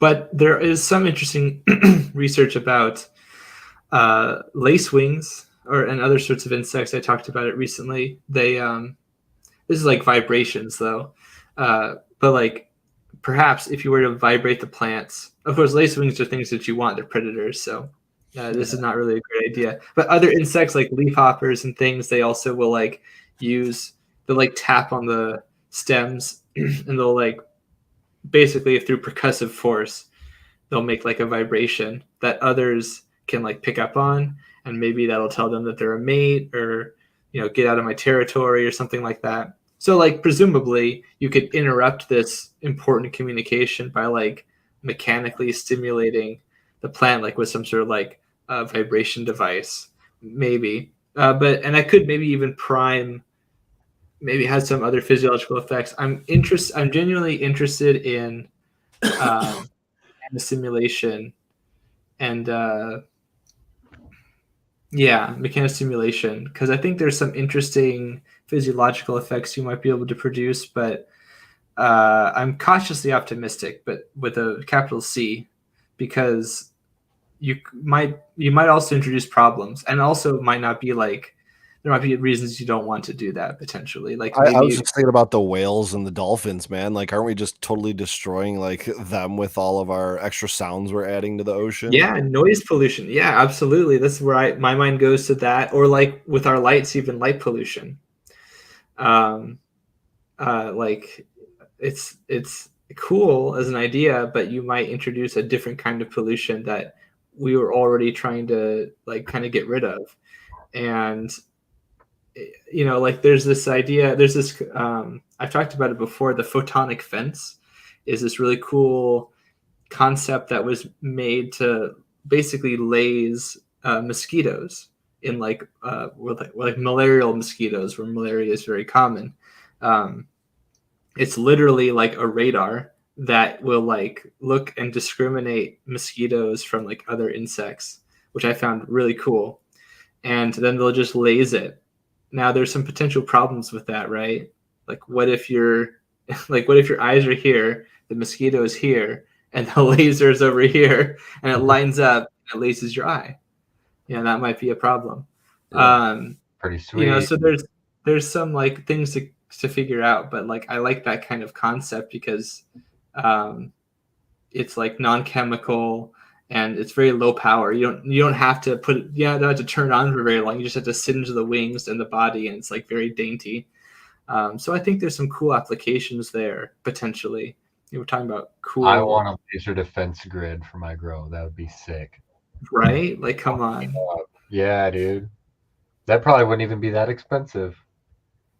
Maybe not now. Yeah, like, and actually, apparently, I think You it was could probably do developed that by with like a Raspberry Pi and an old TI-84 calculator. No, Dude. that's a Yeah, gadget I can get behind there. Sign me up. they I think it was somebody who used to work at Microsoft or Google or somewhere, and like they like had this project that they wanted to do for like years, and I first heard about it like over 10 years ago. So it's not on the market yet. And so I think there have been some technical limitations or something, but A couple I eyes. agree with you. I think I think that a lower tech version of that could be possible. Maybe just wear glasses when you enter the cultivation room. I don't know. Or just have a switch, turn it off when you have to work in there, and then when you leave the room, turn it back on. Yeah, exactly, right. There's a way. Like Resident Evil, like the movie, right? Fuck yeah. Hey, Matthew, thank you very much for joining us. We're just about out of time. Do you want to shout out where you're going to be next and what you're up to? Absolutely. So I thank you for having me. I'd be happy to come on again very soon, or whenever. But I really enjoyed it. Great questions, great spirit and spirit core. You can find me at zenthanol.com for professional inquiries. You can find me on my YouTube channel, Zenthanol, where I put a lot of my educational content. You can find me on Instagram at SyncAngel, SYNCHANGEL. And I also have a Patreon for $1 a month. You can ask me questions about IPM and get some sort of low-level IPM support on my Discord channel. So that's another option for you. And I'm very excited to talk with Chad Westport on the FCPO2 channel on YouTube, where we're going to go over everything you wanted to know and probably a lot more about the two-spot spider mite. And I've read like 30 papers to prepare for this. I really like this particular pest. You know, I like it as a thing to talk about. So you can join me there at 3 p.m. PST on Tuesday, 3/22/22. Thank you for having me. Thank you very much, Matthew.